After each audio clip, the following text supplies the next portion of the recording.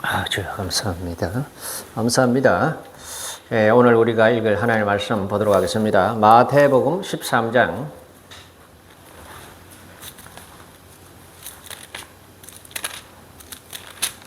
마태복음 13장 신약성경 20페이지. 우리 성경 찾을 줄 아십니까? 네, 다니시는 모양이네. 마태복음 13장 44절에서 52절까지 우리 번갈아 가면서 찾아서 읽도록 하겠습니다. 신약성경 20페이지, 마태복음 13장 21페이지, 22페이지네. 마태복음 13장 44절에서 52절까지 찾으신 줄 알고 한 절씩 번갈아 읽도록 하겠습니다. 천국은 마치 밭에 감추인 보화와 같으니 사람이 이를 발견한 후 숨겨두고 기뻐하며 돌아가서 자기의 소유를 다 팔아 그 밭을 사느니라.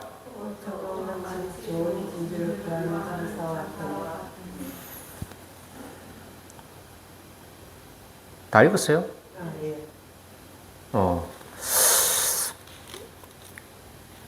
극히 값진 진주 하나를 발견하며 가서 자기의 소유를 다 팔아 그 진주를 사느니라.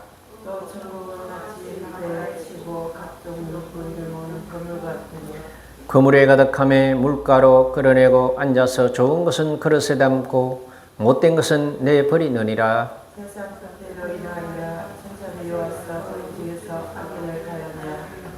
풀무불에 던져 넣으리니 거기서 울며 이를 갈리라. 아멘. 말씀을 위해서 한번 기도하도록 하겠습니다. 사랑에 많으시고 거룩하신 아버지 감사합니다. 오늘도 거룩한 주일을 맞이하여 모여드는 모든 성도들에게 주님 은혜 베푸시고 주님 홀로 영광 받으시기를 간절히 바라고 원합니다. 설교하는 모든 목사님들의 주의 종들에게 은혜를 베푸시고 은사와 능력으로 함께 하셔서 대한민국 교회 모든 성도들에게 예비하신 은혜를 허락하시고 가난한 자에게 축복을, 병든 자에게 치료를, 죄 가운데 있는 자는 또한 회개의 말씀을 허락해 주시고 또한 아버지 주의 종들의 모든 허물과 죄를 십자가 뒤에 감추어 주시옵소서. 이종의 죄도 이점의 모든 결함도 주님의 십자가 뒤에 감추시고 이 입술을 통하여 하나님 복음을 바로 전가할 수 있도록 은사와 능력으로 붙잡아 주시옵소서. 함께 예배에 동참한 우리 모든 성도들에게 은혜를 더하시고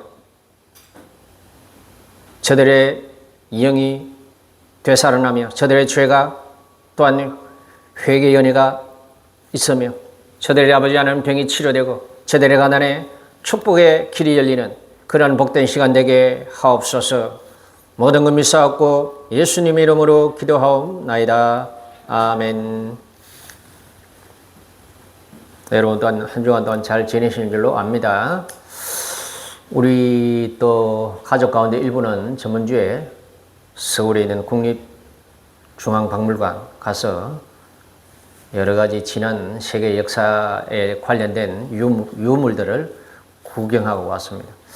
굉장히 크고 여러 가지 볼 것들이 있어가지고 한 번쯤은 가볼만 했다, 그런 생각을 해봅니다. 그리고 또한 국제적으로는 여전히 우크라이나 전쟁 계속되고 있고요. 빨리 끝나면 좋은데 왜 그래 계속 질질 끄는지 모르겠어요.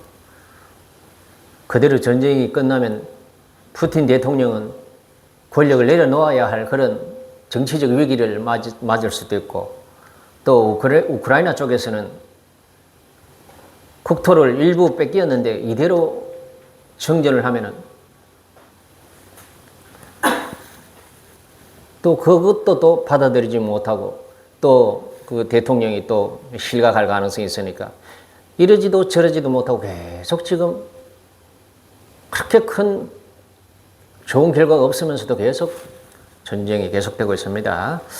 그리고 특히 지금은 이제 미국과 이란 전쟁이 굉장히 또 세계의 이목이 집중되고 있죠. 이란이 군사적으로는 완전히 끝장났는데 그럼에도 불구하고 지상군이 들어와서 수도를 뭐 점령한다든지 이런 건 또 아니니까 뭐 끝까지 이렇게 이제 계속해서 싸우겠다는 의지를 불태우고 미군도 군사력은 압도적이지만 그 넓은 땅에 들어가서 전부 다 이렇게 정복하기에는 또 땅도 넓고 사람도 많고 그러니까 뭐 지리한 전쟁이 계속되니까 뭐 핵폭탄 한 번 놔가지고 그냥 끝장낼 수도 없는 문제니까 사람이 그냥 뭐 죽을 때까지 계속 전쟁을 끌면 결국 미국도 굉장히 문제가 되죠. 이제 또 트럼프 대통령도 민주주의 국가의 대통령은 전쟁에서 이기든 지든 국가적으로 엄청난 경제적인 손해가 되면 또 표를 못 받고 다음 이제 2년 뒤에는 물러가 또 이제 권력을 내어줘야 되잖아요. 그러니까 이제 이 트럼프 대통령도 시작한 전쟁을 깔끔하게 마무리를 해야 되는데 이 정권을 막 교체를 시키든지 이렇게 해야 되는데 그거는 이제 안 되고 지도자들은 다 제거했지만은 또 권력은 좀 민주주의 어떤 민주적인 친미 인사를 이 대통령으로 권력자로 세우기 전에는 이게 깔끔하게 또 정리가 안 된 상태니까 계속해서 지금 한 달 정도 됐는데 지상군이 또 투입한다는 소리도 있고 아주 또 이란이 또 여러 주변에 같은 무슬림 국가에 막 저 미사일을 날리고 있으니까 열받아가지고 그들이 또 이제 전쟁에 또 나설 조짐도 있고 또 이제 미국이 이제 압력을 같이 좀 동참해라. 호르무르 그 해상이 막히면은 유럽이나 또는 중국, 일본, 한국 무역선이 또 그쪽으로 통과를 못하니까 같이 좀 군대를 보내서 같이 좀 그 호르무즈 그 통로를 좀 시키도록 하자고 하고 막 이렇게 했죠. 그러니까 뭐 까딱하면 이 세계전쟁으로 비화할 수도 있겠다라는 그런 생각이 듭니다. 그렇지만은 어쨌든 올 11월에 이제 트럼프 대통령 미국의 중간 평가 선거가 있잖아요. 그리고 이제 하원, 상원, 의원도 뽑고 거기에서 이제 공화당이 이제 져버리면은 그러니까 여소야대가 되어버리면 2년 동안 남은 임기 동안 트럼프 대통령이 하고 싶은 일을 이제 못하게 되거든. 왜냐하면 숫자가 야당이 더 많으니까 사사건건 반대를 해버리면 이제는 대통령이 함부로 못하니까. 그러니까 11월 전에는 빨리 이 전쟁을 끝내버리고 역시 트럼프 베네수엘라 대통령도 막 처리를 해버리고 이란 이 반미 정권도 내려앉히고 친미 정권을 탁 세우고 이래 하면 국민들이 그리고 세계인들이 우와 하면서 이렇게 좀 지지를 하고 또 이제 표를 얻잖아요. 이제 그렇게 이제 결과를 만들려고 노력을 하는데 또 이란은 베네수엘라하고는 다른 또 사이즈가 다른 나라이기 때문에 그리고 또 무슬림이 아주 참 지독한 종교잖아요. 전쟁하다가 신앙을 위하여 순교를 하면 천국에 가서 알라신이 12명의 위인에게 대접을 받으면 그렇게 참 즐길 수 있다는 그런 어떤 교리가 있더라고. 그러니까 이게 광신에 의해서 막 목숨을 내던지니까 쉽게 끝날 그런 또 종교가 아니라서 참 걱정이 됩니다. 우리나라는 직접적으로 이제 타격을 받거든요. 기름값이 막 올라가고, 그럼 물가도 올라가죠. 그러면 또 이제 경제도 따라서, 주가도 하락하고, 경제도 이제 흔들리고 이러면, 길게 끌면, 특히 일본, 중국, 우리나라가 굉장히 에너지 이제 수급이 안 되니까 아주 경제에 미친 영향이 굉장히 클 가능성이 많아요. 미국은, 대통령은 실각하고, 민주당의 대통령이 서면 되고, 또, 미국에는 에너지, 자급자족이 충분한 나라예요. 가스나, 석유나, 충분히 쓸만한 것들이 다 그 나라에서 나고 있어요. 막 그런 상황입니다. 그리고 또 이제 국내적으로는 민주당에서 교회 해체할 수 있는 어떤 법을 만들었답니다. 교회 해체. 무조건 해체하겠습니까? 나도 요즘 경제, 정치에 하도 이제 피곤해가지고 관심을 끊었는데 언뜻 그런 뉴스가 들리더라고. 교회를 해체할 수 있는 법을 만들었답니다. 그래서 이제 교회 모임에서 이제 성명서도 내고 막 이렇게 하고 있는데, 알고 보면 아주 심각한 문제가 우리도 모르게 조금씩 야금야금 우리 기독교에게 이제 치명적인 법들이 자꾸 만들어지고, 동성애 합법화 뭐 이런, 그러면 이제 성경에는 동성애에 대해서 죄라고 지적이 나와 명시되어 있잖아요. 그걸 죄라고 설교를 하면 목사가 잡혀가고, 또 그 교회는 한동안 문을 닫든지, 그리고 또 이제 교인들이, 목사가 교인들을 이끌고 이 정권이 잘못하면 이제 시위를 나가면 그 교회를 이제 해체할 수 있는 어떤 그런 법적인 정당성을 얻겠다는 거죠. 그 법을 만들어가지고. 그래서 이제 교회에서 성명서를 내고 막 그렇게 하고 있습니다. 그러니까 이런 것들도 우리가 어느 정도는 큰 문제들을 알고 있어야 돼요. 우리의 힘은 뭐니 해도 기도입니다. 살아계신 하나님께 기도하고 그 어떤 정치적인, 법적인 문제들이 우리 신앙생활을 편안하게 그리고 자유롭게 할 수 있도록 이 정치적인 어떤 환경이, 경제적인 환경이, 그리고 국제적인 환경이 이렇게 만들어져야만 우리가 살아생전에 예수 믿고 교회 마음대로 나와서 예배드리고 또 마음대로 기도하고 또 목사 입장에서는 마음껏 설교를 죄를 죄라고 할 수 있고 죄가 아니면 아니라고 할 수 있는 그 자유로운 어떤 설교권을 가져야 확보를 해야 되는데, 그것이 이제 정치가 못하게 할 가능성이 있는 그런 나라가 지금 자꾸 되어져 가고 있다라는 것을 우리가 알아야 되죠. 그래서 우리는 여러분들은 어떤지 모르겠는데 많은 교인들이 광화문에 나가서 매일같이 또는 주말마다 또 요즘은 청년들이, 예수 안 믿는 이제 젊은 청년들도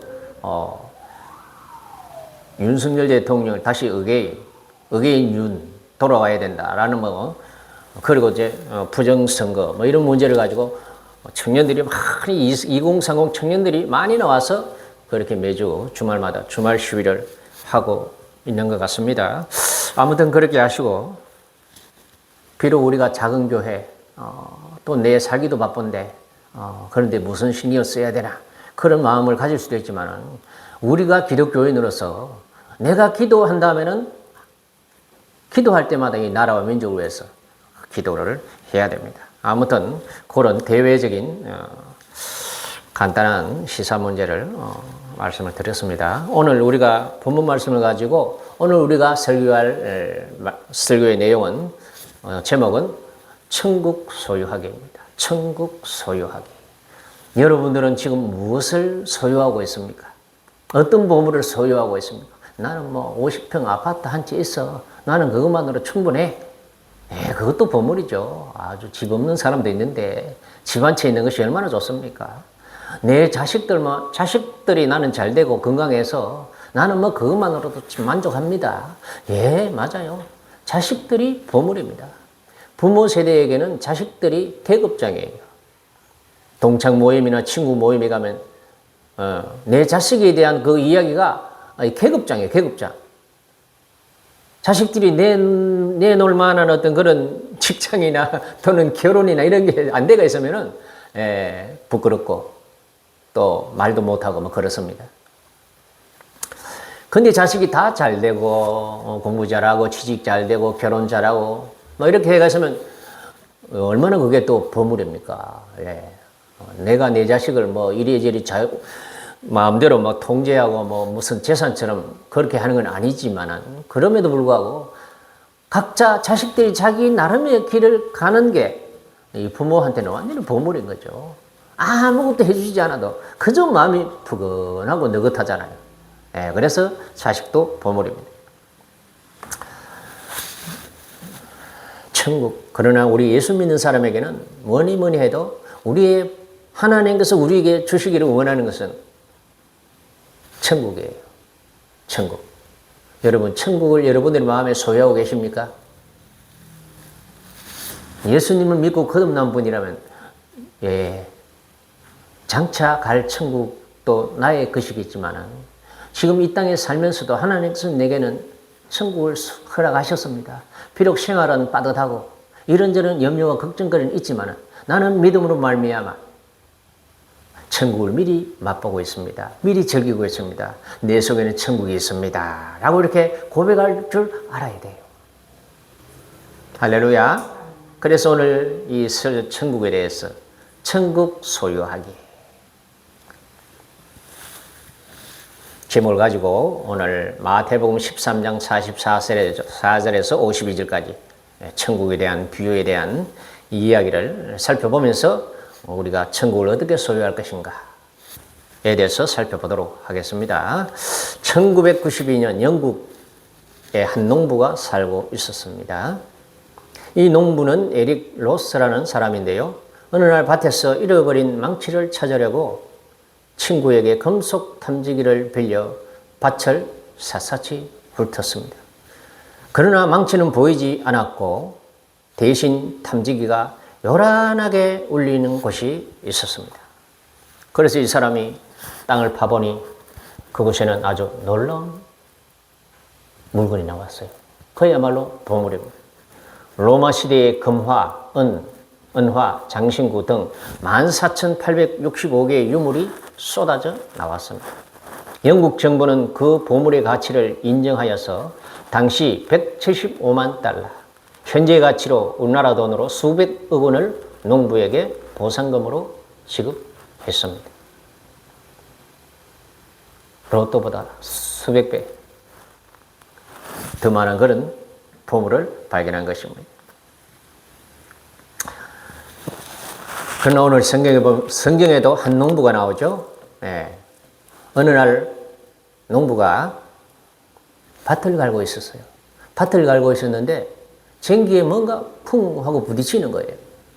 요즘 젊은 사람들은 쟁기라고 하면 잘 모르겠지만 우리 어릴 때는 쟁기를 너무나 잘 알잖아요. 예, 소를 앞에 매달고 또 이렇게 밥숟가락처럼 이렇게 큰 쇠를 붙인 이 쟁기를 이렇게 땅에 꽂고 이라 하면 소가 쭉 당기면 그 쇠 큰 쟁기가 땅을 쭉 이제 갈면서 지나가거든요. 그런데 그 쟁기에 뭔가 묵직한 것이 탁 걸리는 겁니다. 그래서 이 농부가 이게 뭔가 하고 쟁기를 치우고 그 땅을 파봤더니 아주 큰 큼지막한 함이 하나 발견되었는데 그 함에 오래도록 숨겨 있은 것처럼 아주 녹이 슬어가지고 드득드득 붙어 있는데 그것을 열어보니까 보물이 보화가 있었어요. 아주 검은 보화가 가득히 있었습니다. 그래서 이 농부는 두근대는 가슴을 진정시키고 이 보물을 어떻게 해야 되나? 주인에게 갖다 주자니 아깝고 자기가 차지하자니 또 남에 바치고 이 소장농에게였거든요. 그래서 얼른 그 보물을 다시 파냈던 곳에 넣어가지고 흙을 얼른 덮고 불이 나게 집으로 왔습니다. 그래서 그 보물을 차지할 방법이 없을까 곰곰이 생각했는데 방법은 하나였어요. 합법적으로 자기 것을 만드는 방법, 바로 그 밭을 주인에게서 사는 거예요. 그래서 이 농부가 자기가 가지고 있는 모든 재산을 다 처분을 했습니다. 처분을 해가지고 그 밭이 될 만한 금액을 만들어가지고 주인을 찾아갔어요. 처음에는 주인도 아주 영문을 모르죠. 아니, 이 양반이 돌짝밭을 왜 자기 재산 다 팔아가지고 살려고 그러지? 이해가 안 됐지만 자기로서는 횡재인 거죠. 아니, 한 모퉁이에 그 돌짝밭인데 가격도 얼마 하지도 않고 그런 거잖아요. 거의 버리다시피 한 밭인데 소장농에 그래도 빌려라도 줘서 조금씩 소출을 이제 이렇게 받았던 거죠. 그러니까 이 주인은 영문을 몰라서 어리둥절하다가 좋아라 하고 팔아버렸어요. 그래서 그 농부는 밭으로 가서 이제 보물을 파냈어요. 그래서 그 사람은 부자가 되었습니다. 옛날 이스라엘은 그렇게 땅에 보물이나 뭐 돈을 이렇게 묻어두는 경우가 굉장히 흔했다고 합니다. 전쟁을 한다든지 또는 옛날에 그 이제 집은 도둑이나 강도가 들어오면 막을 만한 그런 집이 못 됐잖아요. 그러니까 이제 마땅히 둘 데가 없으니까 또는 전쟁이 자주 일어나면 피난 가는 동안 또는 강도나 어떤 그런 적군이 쳐들어오면 뺏길까봐 그런 어색한 그런 자기 땅에다가 묻어두는 경우가 굉장히 많았답니다. 바로 그런 이제 경우인 거죠.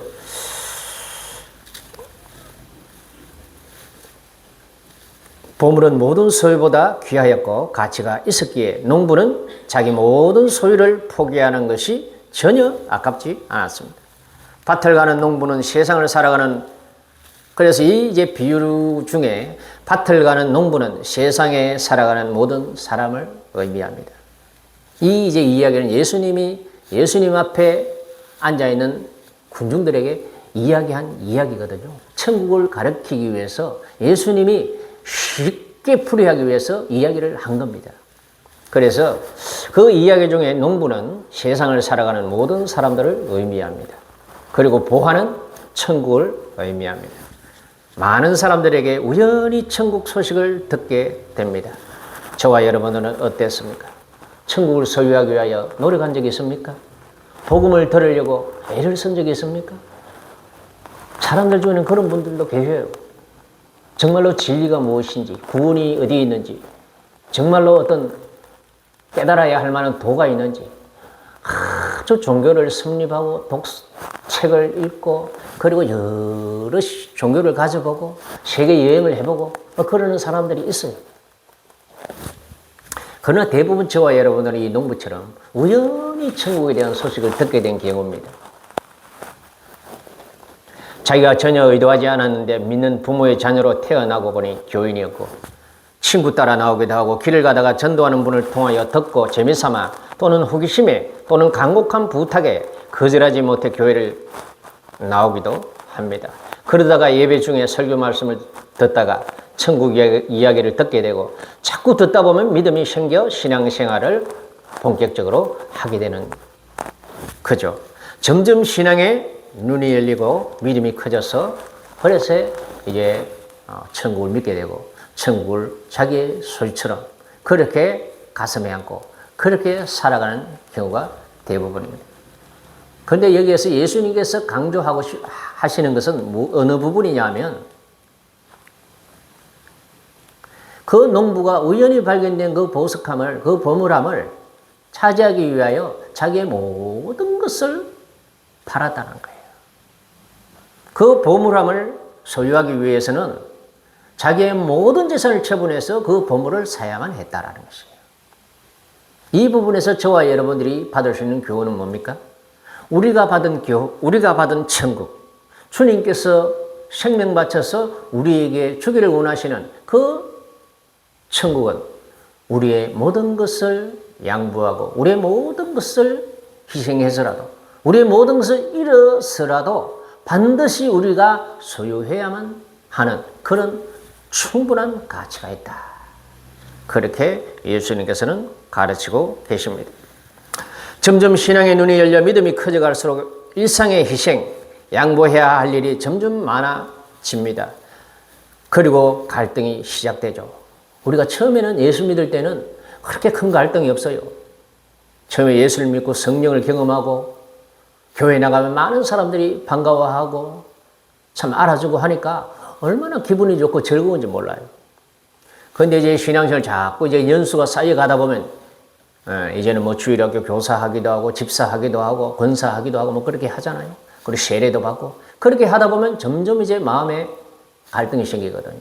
아, 내가 집사인데, 아, 내가 오래 다녔는데, 아, 내가 교사인데, 장로인데 마음에 뭔가 이 양보하고 희생하고 교회를 위해서 또는 성도를 위해서 하나님을 위해서 뭔가 내가 자꾸 손해보아야 일들이 자꾸 생기거든요. 그런 마음의 갈등이 굉장히 갈등이 생깁니다. 초신자 때는 그 어떤 희생, 양보, 봉사, 드리는 생활 이런 걸 요구를 하지를 않잖아요. 내 마음도 그런 걸 몰라요, 처음에는. 그런데 신앙생활을 오래 하다 보면 내 속에 나의 양심이, 나의 영혼이, 그리고 성경 말씀을 통해서 읽고 듣고 하다 보면 아하, 신앙생활은 그저 되는 것은 아니구나. 헌금도 하고 청소도 하고 설거지도 하고 교사도 하고 뭐 전도도 하고 기도도 해야 되고 여러 가지 하나님 나라와 교회를 위해서 그리고 본인을 위해서 많은 어떤 것들을 양보하고 드려야 되고 손해보고 희생하고 하는 것들이 깨달아지거든요. 그러면 우리 마음에 자꾸 갈등이 생기는 거예요. 아유, 내가 꼭 이렇게 손해보면서 신앙생활을 해야 되나? 내가 꼭 이렇게 드리면서까지 해야 되나? 아니 교회 나가면 복받고 건강하고 즐거울 줄만 알았는데 막상 오랫동안 다녀보니까 내가 드리고 희생하고 헌신하고 주고 시간 빼앗기고 하는 것들이 너무 많이 생겨. 그럼 이제 마음에 그때부터는 갈등이 막 쌓이는 거죠. 예수님께서 우리를 위해 죽으시고 부활하시고 그리고 우리에게 주신 그 마음의 천국 그리고 장차 들어가게 될 그 천국에 대해서 그 천국은 가지고 싶지만 또 이 세상에서 내가 봉사하고 양보하고 희생해야 될 것은 또 아까운 생각이 들고 하니까 마음에서 천국을 가질 것인가 나의 것을 가질 것인가 그것이 이제 자꾸 이제 싸우고 갈등이 일어나기 시작하는 거죠.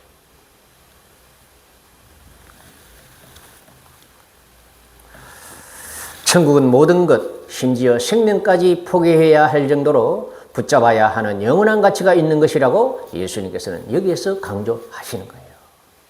그 농부가 그 보물함을 차지하기 위해서 자기의 모든 것을 팔아서 그것을 사야 하는 거예요. 그 밭을 사야 하는 거예요. 그 밭을 사지 않으면 그 보물을 자기 것이 될 수가 없어요.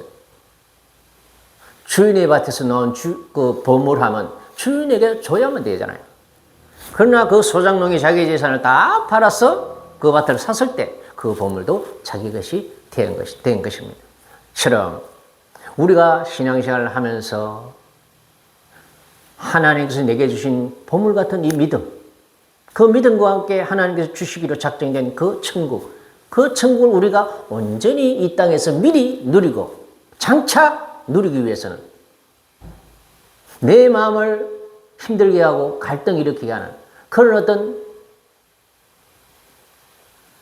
양보해야 될 것들, 드려야 할 것들, 희생해야 할 것들 그런 것들을 우리 움켜진 손에서 놓아야 합니다.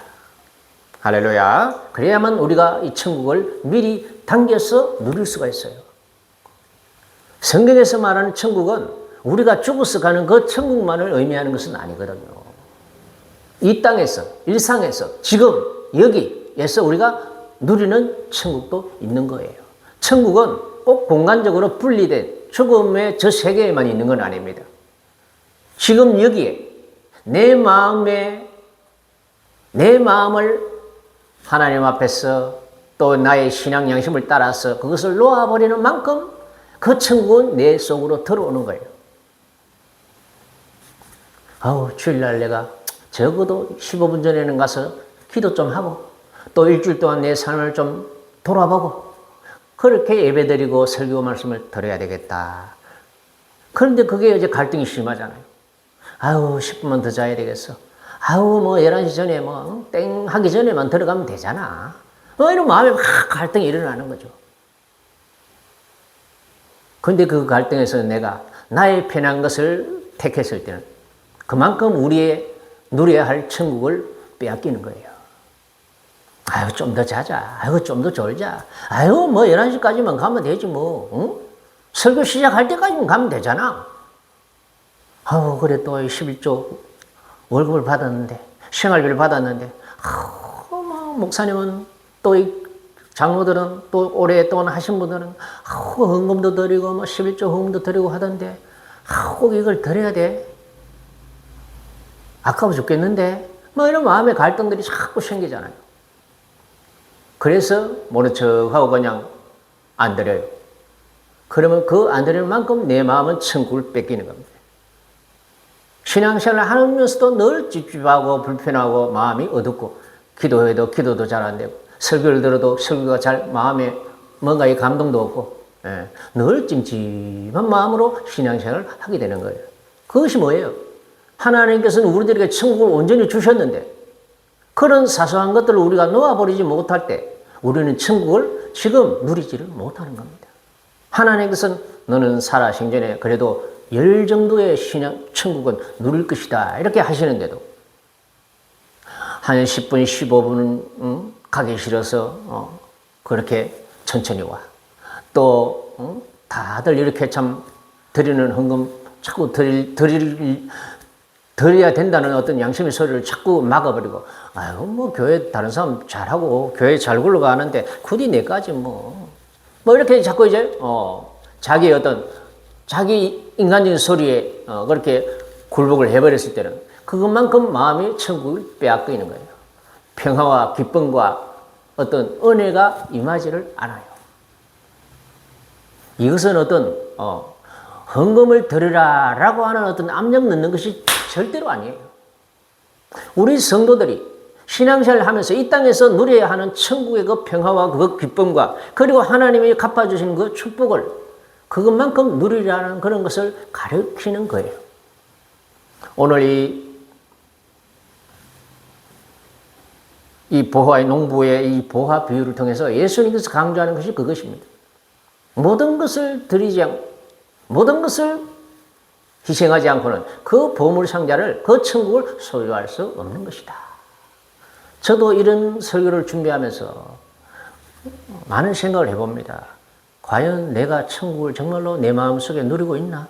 천국은 기쁨과 평화와 감사와 즐거움인데 내가 과연 이것들을 다 누릴 수 있나? 누리고 있을까? 의심을 많이 해봤어요. 저 역시도 더 참 천국을 더 많이 누리는 많은 훌륭하신 그런 신앙인들보다는 한참 천국을 많이 누리지 못하는 것 같아요. 늘 자식 걱정, 또 노후 걱정, 뭐 여러 가지 걱정이 있어요. 저도 그렇고 여러분들도 그렇고 우리가 주님께서 나에게 주실 천국을 우리가 더 많이 누리시도록 내 속에서 주님께서 성령께서 예배드리다가 하나님께서 내 마음속에 네가 천국을 소유하기 위해서는 네가 지고 있는 것을 놓아라. 네 염려와 걱정을 놓아라. 그렇게 말씀을 주실 때가 있어요. 그럴 때 여러분들은 놓아버려야 됩니다. 정말로 놓아버려야 돼요. 그 갈등에서 천국을 택해야 됩니다. 그래야만 저와 여러분들이 천국을 온전히 소유할 수가 있다라는 것입니다. 사도행전 7장 54절 말씀 보면 7장 54절에 말씀하시기를 스데반이 천국 복음을 전하다 돌맞아 죽는 순간에도 기쁨과 평안으로 얼굴이 천사와 같이 빛났다고 하였습니다. 스데반이라고 하는 이 교회가 시작되는 최초의 초대교회 시절 스데반이라고 하는 집사가 계셨어요. 이 집사님이 복음을 전하는데 그때 당시는 유대교가 그 이스라엘에서 아주 대세였잖아요.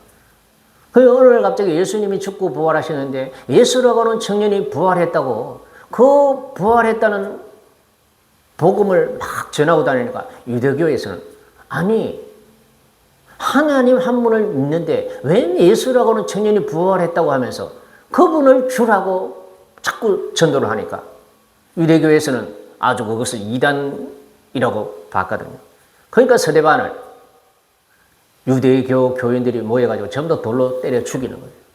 그런데 그 스데반 집사가 그것을 맞으면서도 천사와 같은 얼굴로 기도하면서 주여 저들이 알지 못하나이다. 저들을 용서해 주소서라고 하면서 그렇게 순교를 했거든요. 그러니까 이 스데반 집사가 천국의 가치를 자기의 목숨보다 더 큰 것으로 알았다는 것입니다. 그만큼 우리가 그런 극단적인 예가 아니더라도 이 천국의 가치는 우리의 목숨보다도 더 귀하고 큰 것이다 라는 것을 이 성경에서는 말하고 있습니다. 길을 가다 갑자기 부활하신 예수를 만난 인생이 180도 바뀐 바울의 고백도 이렇습니다. 빌립보 3장 8절에서 9절 말씀에 이르시기를 또한 모든 것을 해로 여기면 내 주 그리스도 예수를 아는 지식이 가장 고상하기 때문이라. 내가 그를 위하여 모든 것을 잃어버리고 배설물로 여기면 그리스도를 얻고 그 안에서 발견되려 하매니. 사도 바울은 예수님을 만나고 예수님을 믿고 보니 자기가 지금까지 누려왔던 모든 기득권, 모든 재산과 학식이 복음에 비하면, 천국에 비하면 마치 똥과 같다. 그런 고백이에요. 배설물로 여김이니라. 그렇게 고백을 했습니다.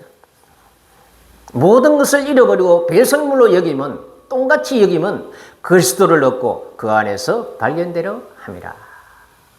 자기의 모든 기득권, 모든 재산, 모든 학식을 포기하고서라도 나는 천국을 택한다. 그런 고백입니다. 저와 여러분들은 하나님께서 내게 주신 천국을 더 많이 소유하고 더 이 땅에서 미리 당겨서 누리기 위해서 저와 여러분들은 무엇을 포기해야 할까요? 무엇을 희생하고 헌신하고 손해보아야 할까요? 그것을 생각해 보시기를 주님의 이름으로 권면해 드립니다. 나다나엘은 나무 밑에 앉아서 기도하던 나다나엘을 예수님께서는 만나주셨고 사마리아 우물가에서 여인에게 천국을 보여주셨습니다. 날 때부터 소경된 사람을 길에서 만나 실로암 못에 가서 씻어 보게 하셨습니다. 이런 사람들은 자신이 기대하지 않는 상황에서 주님이 다가오셨고 예수 속에 있는 천국을 발견한 사람들입니다.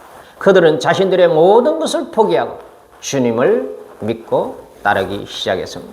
우리가 믿는 예수님은 우리를 천국 주시기 위해서 희생하고 부활하셨습니다. 그런데 이 천국은 소유하고자 하는 사람의 눈에 보이지 않고 손에 잡히지 않습니다. 믿음으로만 소유할 수 있고 믿음으로 순종했을 때 그 천국은 나의 영혼이 경험을 하게 돼요. 우리가 이 세상 살면서 얼마나 걱정 염려 많습니까? 자려고 하면 걱정거리가 마음속에 훅 들어와서 잠이 안 와요. 밥맛도 없고 소화도 안 되고 꿈자리는 서럽고 그럴 때가 얼마나 많아요. 그러면 그 잠자리는 지옥 같거든요. 제가 저도 그런 걸 경험을 해보니까 아는 거예요.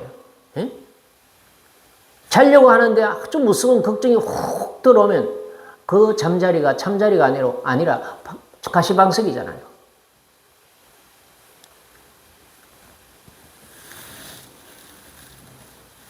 그런데 그런 걱정, 염려 많은 사람들에게 예수님께서 어느 날 갑자기 오셔서 자신을 소개하고 복음을 받아들이게 하고 천국을 누리라고 그렇게 우리를 불러주셨습니다. 할렐루야. 우리가 믿는 예수님은 우리를 천국 주시기를 원합니다. 그런데 이 천국은 소유하고자 하는 사람의 눈에 보이지 않고 잡히지 않습니다. 믿음으로만 소유할 수 있습니다. 그러나 그 가격은 우리가 가진 시간이나 돈이나 취미나 안락과 같은 당장 우리 가까이에 있는 것들을 손에 볼 때라야만 살 수 있습니다. 그러니까 천국은 양다리를 허용하지 않는다라는 거예요. 양다리를. 나의 평안과 나의 부여와 나의 어떤 인기와 그런 것들을 우리가 양보해야만 천국을 가질 수가 있다라는 것입니다. 오늘 여러분은 천국의 소유자가 되기 위해 무엇을 포기하셨습니까? 아무것도 포기하지 않고 교회 생활을 하는 것은 안 됩니다. 그것은 껍데기뿐인 신앙이에요. 주일 학교 교사를 하려면 그 아이들을 위해서 기도를 해야 되죠. 가끔씩 뭔가 자기 돈을 들여서 뭔가 사줘야 되죠. 시간을 내서 그 아이들을 신방을 해야 되죠. 그리고 그 아이들을 위해서 감정을 폭발하고 싶더라도 참아야 되죠. 얼마나 희생하고 양보해야 될 때가 많은지 몰라요. 그리고 교회 권사나 집사나 목사는 또 교회를 위해서 기도를 해야 되죠. 또 생활을 절제를 해야 되죠. 말과 행동과 심지어 마음 씀씀이까지 우리가 절제를 하고 철저히 관리를 해야 할 필요가 있어요. 그래야만 저와 여러분들은 천국에 소유자가 될 수가 있는 것입니다. 그리고 오늘 비유의 두 번째 비유를 보면은요, 진주 비유가 나옵니다. 진주 비유. 이 진주 비유는 밭에서 우연히 발견한 보물과는 다른 성격으로 발견되는 겁니다. 찾고 찾다가 마침내 만나는 거예요. 우리 신앙생활도 그렇습니다. 우리가 신앙생활을 하다가 찾고 찾다가 만나는 보물이 많아요. 응?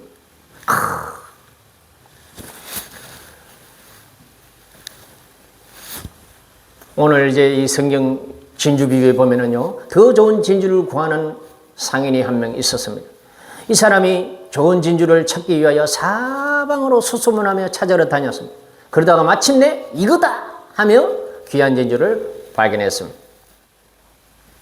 기독교 역사에서 가장 방황했던 영혼의 대명사, 고백록의 저자 성 어거스틴이 있습니다.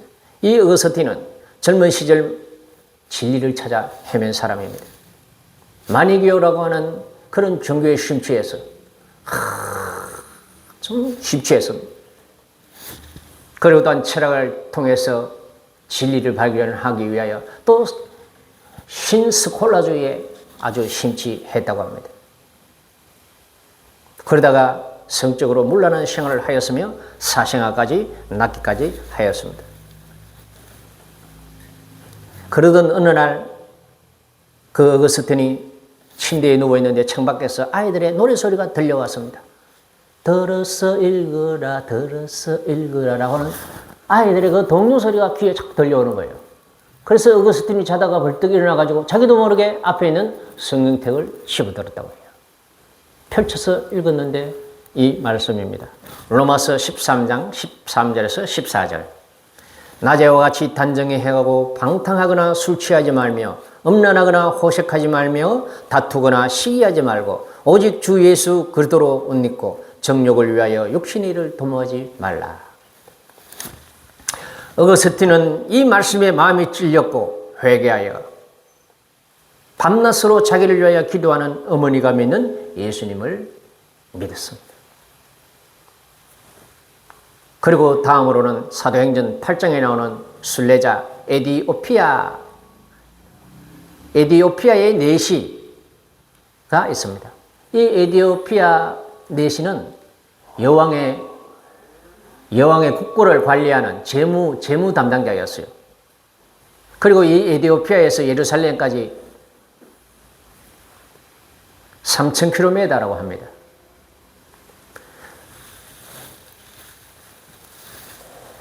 수레를 타고, 지금은 뭐 비행기나 자동차가 있지만 그때는 없었잖아요. 그냥 말이 끄는 수레를 타고 와야 했습니다. 수레를 타고 뜨거운 사막과 나일강 요역의 험난한 길 3,000km를 지나서 왕복 6개월이나 걸리는 수고를 마다하지 않고 예루살렘 성전에 예배를 드리러 갔던 사람이에요. 그 바쁜 관리임에도 불구하고 6개월, 왕복 6개월이 되는 그 먼 예루살렘 성전을 찾아서 갔다 오는 그 내시의 어떤 영적인 갈증을 우리가 짐작할 수가 있습니다. 진리를 찾아서 3,000km나 되는 먼 길을 지나는 그 사막을 지나고 강을 지나서 그렇게 예루살렘 성전을 찾아가서 한 번 예배를 드리고 이제 오는 거예요. 사도행전을 보면 그 수레를 타고 가는 길에 이사야 선지자의 글을 읽고 있는 겁니다. 그러니까 그 내시의 영적 갈증은 얼마나 그 갈증이 심한지 알겠죠. 덜컥거리는 수레 위에서도 성경을 읽고 있는 모습에서 그의 영적 갈증이 얼마나 깊은지 짐작할 수 있습니다. 성령은 빌립 집사를 보내 그를 만나게 하십니다. 그리고 마침내 그토록 찾던 진리를 만납니다. 사도행전 8장 26절에서 29절에 이렇게 기록하고 있습니다. 주의 사자가 빌립에게 말하여 이르되 일어나서 남쪽으로 향하여 예루살렘에서 가사로 내려가는 길까지 가라 하니 그 길은 광야라.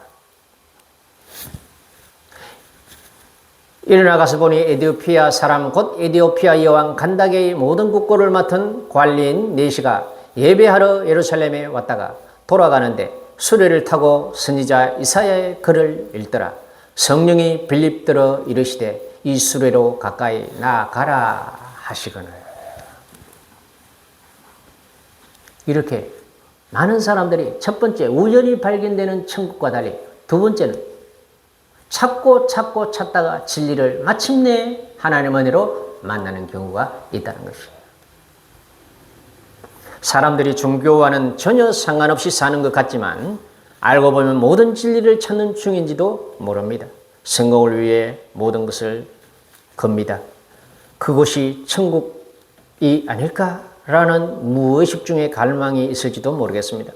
유명해지면 천국과 같은 영광이 있을까? 건강하고 아름다운 외모가 있으면 완전한 평화가 있지 않을까? 인정받고 사랑받으면 천국과 같은 행복감을 맛보지 않을까라는 그런 기대의 심리가 있지 않을까 그렇게 생각을 합니다. 그러나 천국은 예수님이 가르치는 복음에 있습니다. 천국은 예수님이 보이시는 길의 끝에 있습니다. 이 세상에 그 어떤 것에도 천국이 있는 것은 아닙니다. 돈이 아무리 많아도, 아무리 출세해도, 아무리 유명해져도, 아무리 인기가 많고 건강하고 잘생기고 미인이라도 그곳에 천국이 있는 것은 아니에요.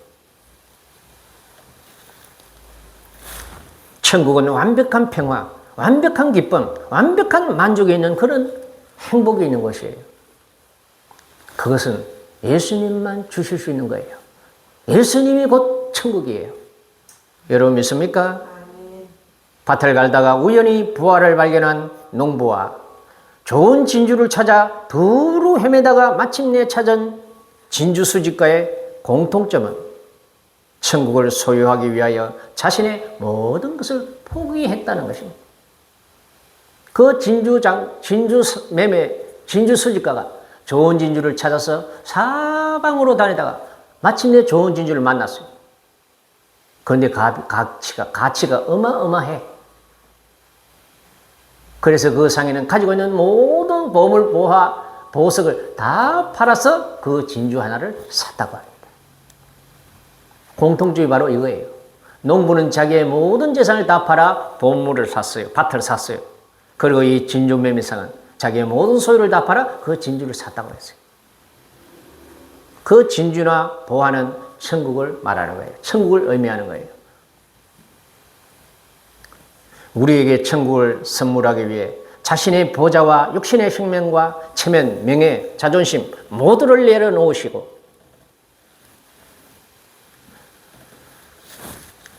내려놓으시고 죽으시고 부활하신 예수님을 믿는 우리도 내게 주신 천국을 소유하도록 내가 움켜쥐고 있는 것들을 놓을 줄 아는 그런 성숙한 믿음을 가져야 되겠습니다.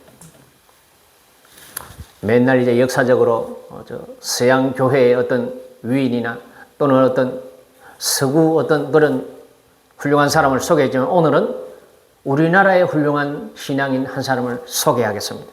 우리는 잘 모르는 사람인데 한국 선교 초기에 엄귀현이라는 유교 집안의 양반 신분의 사람이 있었다고 합니다. 그는 선교사들을 통하여 복음을 접하고 예수님을 믿게 되었습니다. 그러자 얼마 후 그는 예수를 믿게 된 후 얼마 후 각과 두루마리를 벗어버리고 선교사들의 짐을 나르는 마부가 되었습니다. 당시 양반이 상놈의 일인 마부가 되는 것은 가문에서 쫓겨나는 것과 다름없는 사회적 자살이었다고 합니다. 그는 사람들이 왜 그 좋은 양반을 버리고 천한 일을 하느냐 그렇게 물었을 때 이렇게 대답했다고 합니다. 예수라는 보물을 실어 나르는 것이 양반으로 멸망의 길을 가는 것보다 100번, 1000번 행복합니다. 그렇게 대답했다고 합니다. 다시 한번 나의 마음을 붙잡아 천국 소유를 더디게 하는 어떤 것이 있는지 우리가 우리의 마음을 돌아보는 그런 시간 되기를 원합니다. 여러분들이 천국을 온전히 소유하고 계십니까? 우리가 죽어서 가는 천국, 죽음 전음에 있는 천국도 더 좋겠지만 성경에서 말하는 천국은 죽음 저 너머에 뿐만 아니라 살아생전에 지금도 천국을 누려야만 한다고 예수님은 말씀하십니다. 그 천국은 모든 것을 손해보고서라도 그 밭을 사는 농부처럼 자기의 모든 소유를 팔아 그 귀한 진주를 사는 그 진주 수집가처럼 그런 마음이어야 한다라는 것이에요. 내 마음의 평화, 기쁨, 확신, 즐거움, 예배를 드리면서 받는 그 놀라운 은혜와 평화, 그것이 바로 천국의 어떤 모습이에요. 그것을 누리고 계십니까? 여러분 마음에 평화가 있습니까? 기쁨이 있습니까? 확신이 있어요? 나는 오늘 죽어도 천국 갑니다 라고 하는 그 마음의 그 확고한 천국에 대한 믿음이 있어요? 바로 그분이 천국을 진정으로 누리는 사람이에요. 제가 초신자 때는 적어도 40대까지는 그랬어요. 나는 오늘 죽어도 오늘 밤에 난 천국이야. 그런데 60이 넘어가니까 조금씩 흔들리더라고요.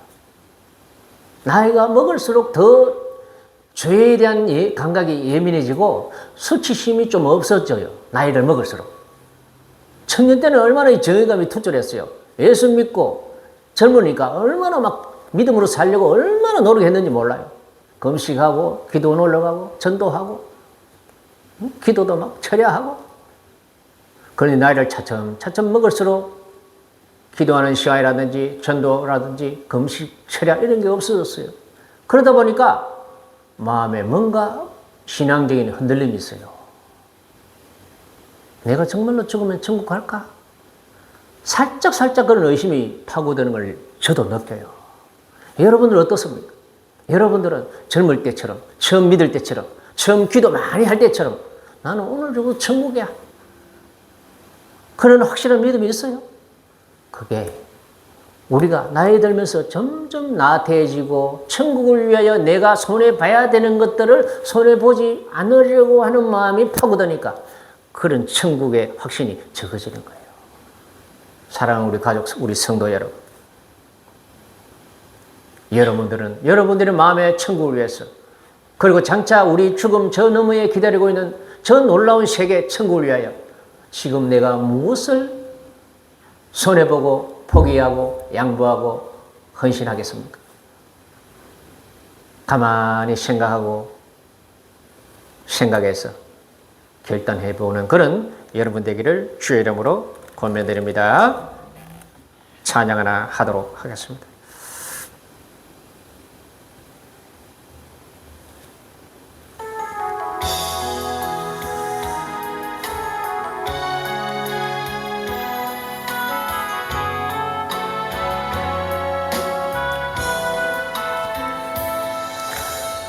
이 세상을 살아가는 동안에 나의 힘을 의지할 수 없으니 기도하고 낙심하지 말 것은 주께서 참 소망 되심이라.